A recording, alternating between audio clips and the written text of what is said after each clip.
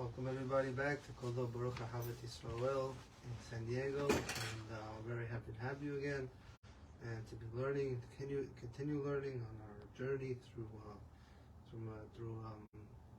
Mishnayos brachos. We're right now on Perek Dalid, Mishnah Gimel. We were speaking about Shmona Esrei and different halachas concerning it, and we're going to be continuing that topic about Shmona Esrei and all these things. REFUAH SHELEMAH to Yitzchak ben Ella. May he have a full recovery. May he be healthy and live long. And as always, I try to learn L'ilui Nishmas, my great grandfather David Getzel Halevi, and another REFUAH SHELEMAH from my grandfather Levi Huda Halevi. May he feel better. May he be,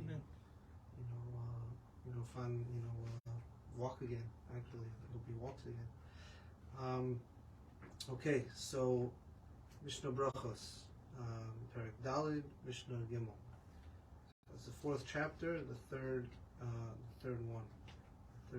Mishnah there. Rabban Gamliel Emer, B'chol Yom Mispalel Adam Shmona Esrei. So we're speaking about halachas about Shmona Esrei, and now we're speaking about if a person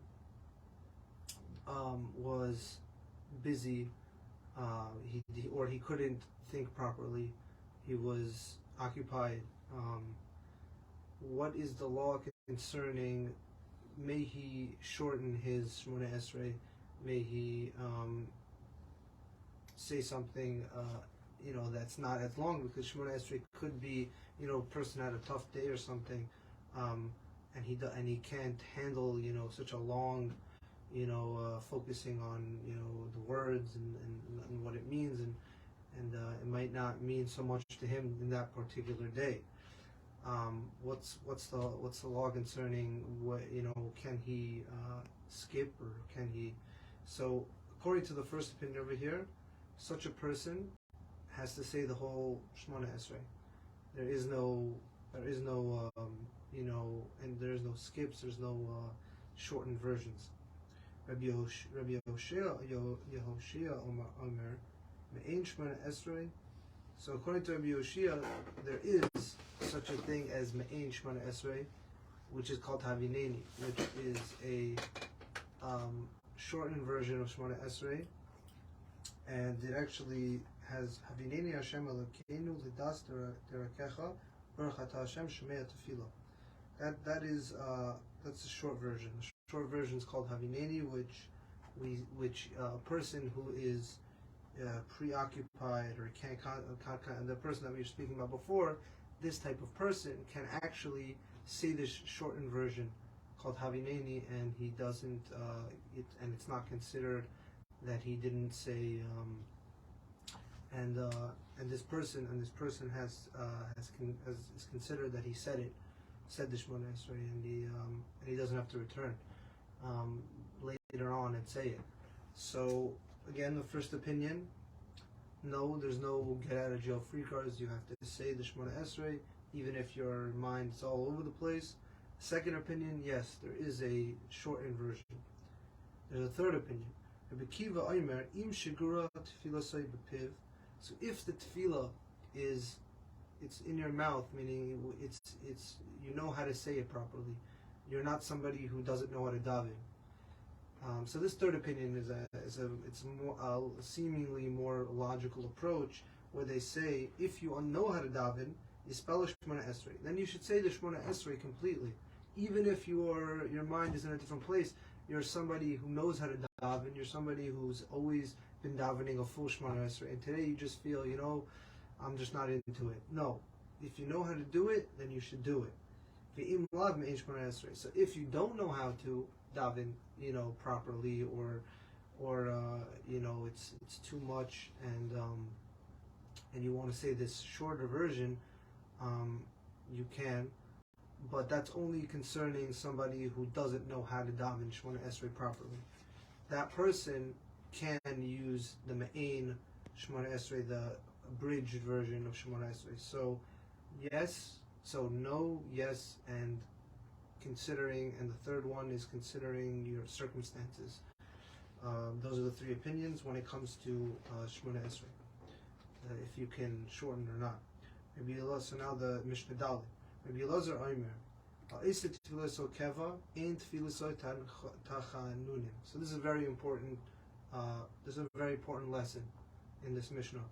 They say that if a person makes his tefillah keva, meaning he makes it like, I need to do this. This is a daily obligation, and I need to just get this done. There's I would think when I first read it, it's actually seemed as though keva. It seems like a good thing. You say Shemona Esrei with keva. It's every single day you have an obligation to make sure you say it. But the way it's talking about it over here is that you're doing it just so you can release the burden off your shoulders. And this goes along with most of davening. If you're just doing the davening for, because it's a burden and you just want to do it fast and you just say the words fast and then you just go on with whatever you're busy with. It says over here that it's not considered a sincere prayer. It doesn't say that it's not considered a prayer. It doesn't say that it's worthless. But it does have deficiency in it. It isn't proper in, the proper way of davening. Rabbi Yeshua Omer, and this now we're speaking on a different idea. So you're traveling and it's a place of danger. So we spoke about before that there's such a thing as Havineni, but now we're going to speak about a different type of abridged version, a shorter version of Shemona Esrei. Mispalo Tefillah Kitzara. So if you're in a place of sakana, you're in a place of danger, there is a Shemona Esrei that is shorter. However, this Shemona Esrei, the difference between this Shemona Esrei is that you do not have to. Is that this one you do have to make it up. You do have to make this prayer up because you're only saying this because you're in a place of danger. You're not saying this because you're, again, the one that we spoke about before, the Kitzara, the Shemona, the smaller version, was because your mind was in a different place. And that was only according to some of the opinions. Over here, you're in a place, Rabbi Yehoshua says that you're in a place of danger, and you need to say this, but in a smaller version. And this is not called Havineni. This is a different type of thing. This is not called Havineni. It's just a different prayer. What is it? So it says Omer Hashia Hashem Esamecha Es Sheres Yisrael. B'chol Parshas Ha'ibor Yehu Tzreichehem Lefanecha. So this is the prayer. The prayer goes like this: God, save your nation, the remnant of Israel, in all situations, even when they're turning away from you in sin. May their needs be revealed before you. Baruch Atah Hashem Shemei Tefillah. So this one also ends with Shemei Tefillah, as the Havineni also did before. So this prayer is said when you're in a time where you can't say Shemona Esrei because there's a danger. Whether it be a storm coming, whether it be, there's a group and you don't want to lose them, they're traveling on without you. Different things can happen where the sakana comes up and then you say this. But this one, you have to make up later. You have to say another Shemona Esrei, a full Shemona Esrei later, because this is not considered a. This is just considered just to get you, just to help you. With let's say the time is coming up to say Shemona Esrei, so it's helping you with the time limit, but it's not really taking care of the full obligation. So you're going to have to say another Shemona Esrei, and the one before the Havineni is considered good, and you wouldn't have to repeat it. That's for your, again, the Havineni is only for your mind being, to help your mind be more at ease. You just say a smaller version, but this is Kitzara for Sakana. And also we said in the beginning of this, remember that if you make your Shemona Esrei something that is like just, I just need to get this obligation off my shoulders, this burden, It's a very big problem, and we didn't say that it's worthless, but it's a very big problem. So if a person, so we spoke about in a different Mishnah, that if a person's on a tree, on an Elon, or he's on a wall, what's the law? Can he say he's working on the tree? His job is to cut down the coconuts, or he's on the wall, his job is to build the wall. Does he have to get off the wall? And I believe we said this concerning Shema. I don't know, and then Shemona Esrei, I think you would have to get down. I don't remember exactly, but I think we said that concerning Shema. But here, somebody for Shemona Esrei, somebody is going to be on a chamor, on a donkey, whether he's traveling somewhere or whatever the case is. He's on an animal, and it says over here that he should actually get down and say the Shemona Esrei. He shouldn't try to say it while he's on top of while he's riding the donkey. So if he's not able to get off of this donkey, because an example would be, like we said before, that a sakana would be that you're traveling with a group of people and you don't want to be left behind, so you're going to have to continue going on with the donkey. You can't get off of it. So therefore, you don't. This, I guess, would be a case of you're not able to get off of it. So there's a remedy. There's a way that you can say the Shema while riding the donkey. Is that Yachzer Espanav? You turn your face towards Yerushalayim. I mean, we know that even if you're not on a donkey, that whenever you're davening as a Jew, you should always be facing Yerushalayim. And here is a case of that you can't get off of the animal, and you're going to say, have to say Shemona Esrei, so you actually turn your face towards Yerushalayim, and you then can say the Shemona Esrei.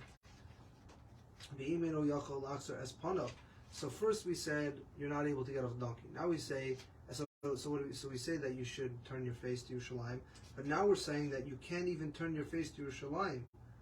Another example would be, I guess, you don't want to lose say you're following this group of people and you don't want to lose them, but also as well, you're making sure really not to lose them, because so you can only look at them. You don't want, if you turn your face for too long of a time, you're going to lose them. That's just building on another example of what we're talking about here. So you have to keep your face straight. You can't turn it, to Yerushalayim. So this would be a case of ve'im eno yachal lachzer espanav. So, but there's another remedy, another way to help you still say Shemona Esrei properly. Kavin es liboy keneged beis kodesh kedashim. So, in your mind, in your heart, in your mind, you should focus on the kodesh kedashim, the holy of holies, and you should be praying in your mind to that thought, that concept. Of the Beis Hamikdash and what it means. So those are all different ways that you can still be on an animal and say the Shemona Esrei if you were, you're busy, or whatever it is, whatever the situation may be. You can't get off of that. And I think nowadays we can apply this. Again, the Mishnah is not about halacha, but it'd be interesting just to apply this to maybe a car. You're driving in a car and maybe you're running out of gas, or different things can come up. You could think about this Mishnah in a practical sense of what does it mean when it comes to a car. And it's obviously a donkey. I've never ridden a donkey. Most I've ever ridden was a horse. But I can imagine such a thing with a car, where I have to keep on driving if I want to make it to that next gas station, or if I don't want to, my headlights are out, or different things, occur where I can't stop, and then I also cannot turn my head, because if I turn my head, I won't be looking at the road. So those are practical cases that you can think of, where this Mishnah could apply. But again, this isn't halacha l'maisa. This isn't halacha on a ruling basis, just on a basis of practicality. Just more like it'd just be interesting to make it practical for a little bit. So now we're on to Vav.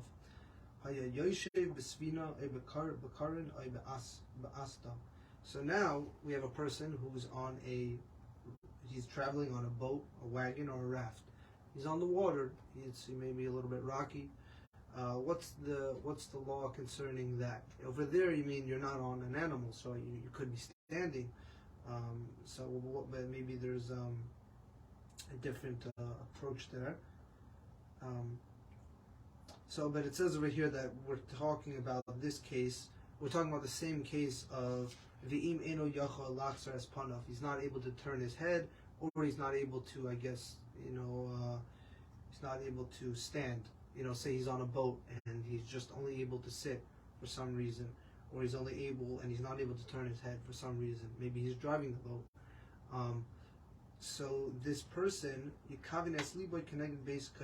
so this is the same law, the same idea concerned with being on top of riding a donkey, and also being on a boat, a raft, a wagon, different things. Oh, it's like a wagon over here. So we were talking about practicality of a car. So here we see a wagon. So wagons are just basically cars, but that's the same concept over there. That also, when it comes to that, you don't even have to turn your head. You just have to, in your mind and your heart, focus on the Kodesh HaKadoshim. And the final Mishnah in Perek Dalid, and then tomorrow we'll be going on to the Perek Hey, and we'll move the fifth Perek already. Rabbi Elazar ben Azariah Omer, Ein Tfilas HaMusafin Ella Lecheber Ir. So now we're going to, we finished over here at least in this idea. Well, the next paragraph we're also going to be speaking about Shemona Esrei, but over here we're speaking about the Musaf prayer. And remember we said the other day that all of the prayers were similar to, actually they were modeled after the different times we did Karbanos in the Beis HaMikdash, and it has to do with the Karban Tamid, and each one was a mincha and a shachris and a mincha. We said that Mariv wasn't really done as, it wasn't modeled after any karbanos, because there weren't karbanos at the night. It was more of just letting the fats burn over the night, overnight. And but over here we're speaking about the musaf prayer, and we also said a different halacha that musaf, we had different opinions if musaf can be said the whole day, or if there's a time, and we gave a time period. We said the 7th hour. At the end of the set, we spoke about the musaf, but now we're bringing it up again. And Rabbi Elazar ben Azariah says that when you're not part of a community, when you're part of a community, we're going to speak a little bit about being not part. If you're part of a 10 million congregation, you do not have to, you don't have to say musaf if you're by yourself.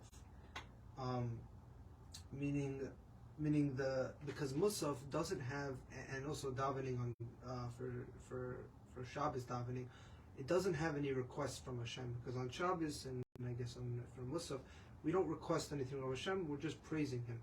So therefore, because there's no obligation, it seems as though there's no obligation to